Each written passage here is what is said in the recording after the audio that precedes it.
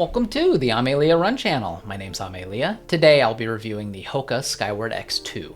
This is a shoe I purchased for myself in my size of 8.5M directly from HOKA's website. Like all my reviews, I'll be discussing the nerdy details, fit, projecting durability, discussing the ride, versatility, and value of this shoe. All of my reviews are time-stamped for easier reference regardless of where and when buyers are shopping. It is my hopes that this review serves as an aid for runners regardless of where they are as far as their training and experience levels. I've been very grateful for the community we've been building here. So if you have any experience with this shoe, any questions, concerns, just let me know in the comments. Been really appreciating the conversations.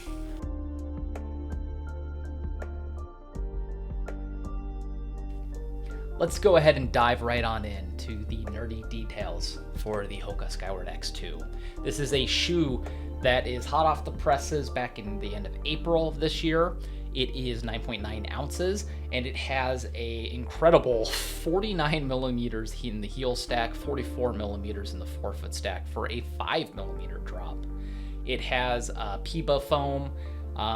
I will say, as a quick aside, there was a lot of different marketing terms that feel like they got thrown around, so I tried my best to kind of just cut through some of the jargon. So it said SCF PEBA foam, so it's super critical PEBA foam. I mean, most PEBA foams are super critical, but I digress. It has also an EVA foam frame, which again, best way to describe this here. Up top, you got the PEBA foam, your snappier, racier foam, and at the bottom, the frame, so to speak, like they're talking about. You have that EVA foam, which is more of your soft, squishy, kind of more of like your daily trainer kind of foam that you're used to seeing in a lot of shoes. It also has what it refers to as a convex carbon fiber plate. As you see there, the little zigzags. I'm not sure if that's where they say the convex part of it comes from, but that'll be an interesting discussion point here in a little bit. It has a tacky and durabrasion rubber outsole. If you are familiar with the HOKA Mach 6, I'm trying to see here. Oh, it's too far away for me to grab, but HOKA Mach 6 was the very first review we did here on the channel. One of the things I loved about it was how tacky that outsole was. That's here as well. Also has, similar to the Mach 6, it has the Kriel Jacquard mesh upper, which is super comfy. And time for the vegetables, folks. The shoe runs for 225 doubloons, which I know we'll be discussing here in a little bit.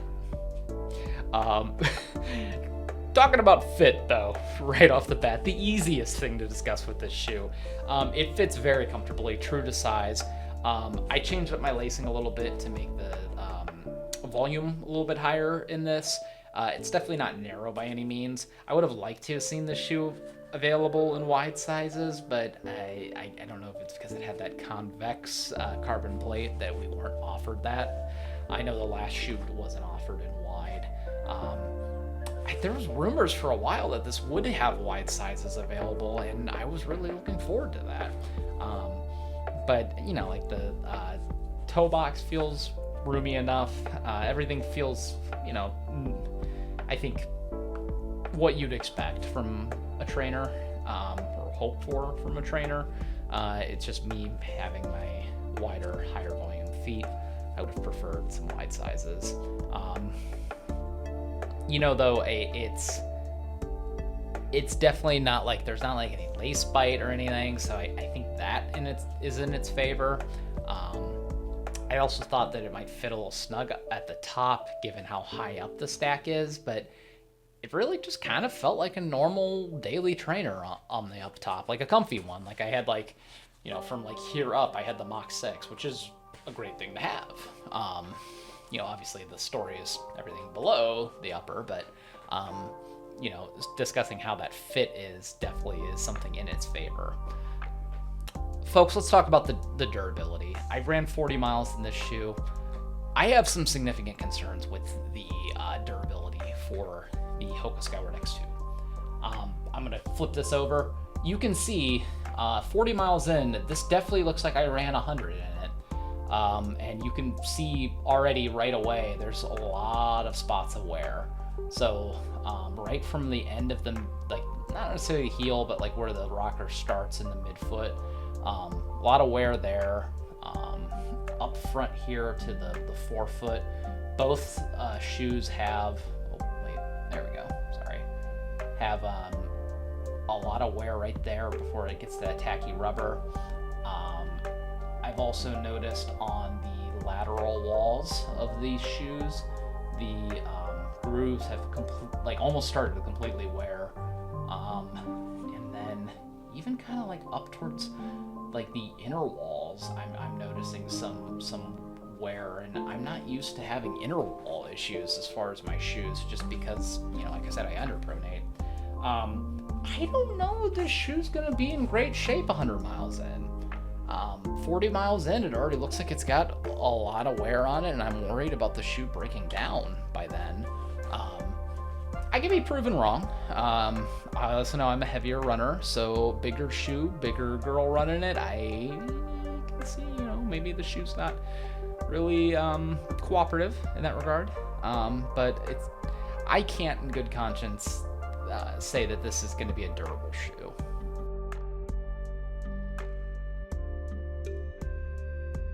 Getting into the ride versatility and value of this shoe, the ride itself is great, folks. I love how this shoe runs. It's smooth, it is no nonsense. I thought at 5 millimeters for the drop that I'd have more Achilles pain, because I have chronic Achilles tendonitis, so typically I try to keep my heel forefoot stacks somewhere between like 6 millimeters and up, but this was fine, honestly. And even further, like when you get to higher stacks, you start to have to get worried about like maybe how your knees will handle higher stacks.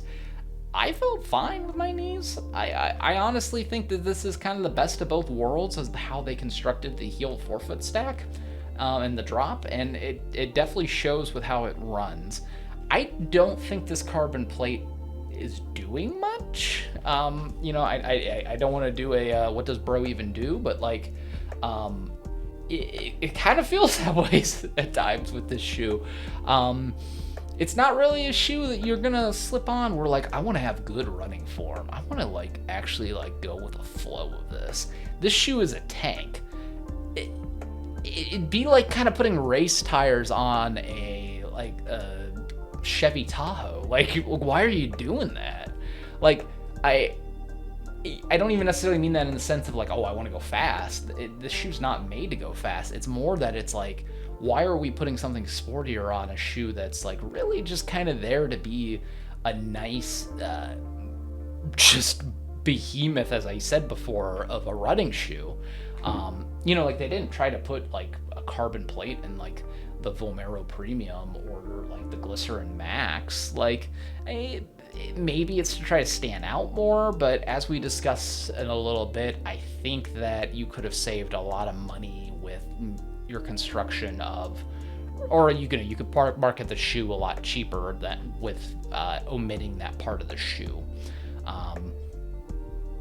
Let's talk about versatility. I don't think this is the most versatile shoe. For me, I love long runs in this shoe. I love daily miles and easy miles in this. For me, there's versatility. I think that across those three domains, I get a lot of versatility. I know not everybody likes slower going shoes, though, for their long runs and daily miles. So for a lot of people, this might only be an easy day shoe. You're not going to be breaking the sound barrier. You're not going to be breaking PRs. You're not going to be able to do strides in this. That's a big deterrent for a lot of folks. But for me, I run somewhere between anywhere between 10 and 12 minute miles for my runs. I loved it. I really loved that for the 40 miles I had it for. But it's going to be an eye of the beholder kind of thing as far as versatility. The big topic I wanted to get to with this shoe is value. There is no value in this shoe. I hate to say it like that, but it's $225, people. It's way too expensive. I understand tariffs are bumping up the prices on things. Even if we got rid of the tariff, I could see that they might be trying to sell this for like $200. I'm assuming there's like a $20, $25 tack on you want to put on for that. I really get a weird taste in my mouth about this for $225. It doesn't need a carbon plate. It really doesn't.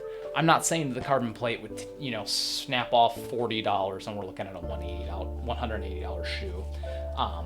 But for a shoe that is going to be divisive as far as its versatility, a shoe that has significant durability concerns, a shoe that isn't offered in wide sizes, I know that's not necessarily something that should affect the value, but for some folks, they want shoes that are wider. So I'm just thinking like, hey, if I'm buying this, do I feel like this is do I get more bang for my buck for this than like say something even like within the same HOKA family, like the Clifton or the Bondi, like those are offered in wide and even extra wide sizes. So would I recommend this over like a Clifton or a Bondi? Probably not. Honestly, I wouldn't. It's a really, really cool shoe conceptually. I love this shoe. Like this is what I draw up when I think of like a really, really awesome competitor or something like the Super Blast. However, I think that where the Super Blast is miles ahead of the shoe, it's in durability, it's in versatility, and it's just in overall like reliability. It's the durability and durability and versatility. I feel like in that equation, you add those together, it's reliability. And I don't think this is a reliable shoe yet. It just isn't there yet. But this, I think, is a lot better than the first version. I couldn't buy the first version because I thought the first version was way too heavy when I had it on in the store. This is lighter. It's a step in the right direction. I just think they need to have a look in the mirror and figure out what they need to tweak on this shoe. Do I think they're going to go in for the version 3 and completely omit the carbon plate? No, they're not going to. But and do I think the price is going to go?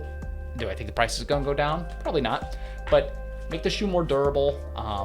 Figure out something, because like it's a great shoe for the upper. It is, you got the right ingredients here, and even the outsole as an idea, having it tackier is good, but just something about everything together just doesn't work for me. And I want to see how they improve upon that. And I'm bleeding into it here, so let's just go ahead and get into final thoughts.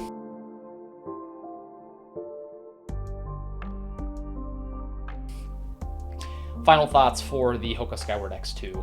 As I mentioned, I want to love this shoe more. I think it has a lot of work ahead of it. I would say that it's about half-baked right now. I think it is a really cool idea. I really want to see that shoe expanded on more in future iterations. I just do not think it's worth $225 in this kind of climate. I'm looking over here at my super trainers that are like 200 and up. The Rad UFO, I would run in that before this. Obviously Super Blast, that's a no-brainer. I think it has a seat at the table when you try to argue with it against like the Glycerin Max, but even then it's like the Glycerin Max has it beat by $25. So for a lot of folks, that's going to be the tipping point for them.